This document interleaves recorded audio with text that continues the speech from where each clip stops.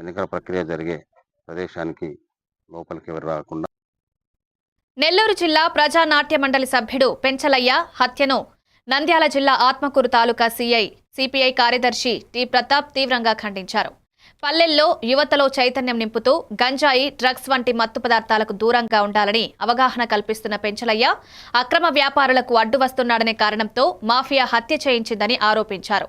ప్రభుత్వం, పోలీసులు మాదక ద్రవ్యాల నియంత్రణలో కఠిన చర్యలు తీసుకుని ఉంటే పెంచలయ్య ప్రాణం పోయేదే కాదని వ్యాఖ్యానించారు. ఇది ప్రభుత్వ నిర్లక్ష్యంతో జరిగిన హత్యగా అభిప్రాయపడి మాఫియాల ఆగడాలను అరికట్టాలని, మత్తు వ్యసనాలకు వ్యతిరేకంగా పోరాడే వారికి రక్షణ కల్పించాలని డిమాండ్ చేశారు.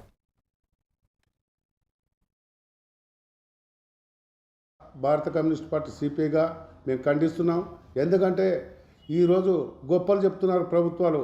ఒక పక్క గంజాయిని అరికడతాము, ఒక పక్క మాదక ద్రవ్యాలను అరికడతాము, యువతను కాపాడుతామని చెప్తూనే యువతనే ప్రభుత్వము తప్పుదోవ పట్టిస్తూ క్రమంలో ఈరోజు ఒక ఉదాహరణ ఇక్కడ జరిగినటువంటి నెల్లూరు జిల్లాలో జరిగినటువంటి పెంచలయ్య హత్యనే ప్రధాన కారణం. కామాక్షిదేవి గంజాయి మాఫియా డాన్గా పేరొందినటువంటి కామాక్షి గారు ఈరోజు ప్రజానాట్య మండలి పెంచలయ్య గారిని హత్య చేయడంలో కూడా ప్రధాన పాత్ర పోషించింది. ఎందుకంటే గంజాయి, మాదక ద్రవ్యాలను అడ్డుకోవడానికి ప్రయత్నించినటువంటి నిజస్వరూపాలను బయటపెట్టినటువంటి పెంచలయ్య గారి మీద హత్య మాఫియా గుండాను కమ్మించి హత్య చేయించడం ముమ్మాటికి ఇది ప్రభుత్వ హత్యగానే భావిస్తున్నాం.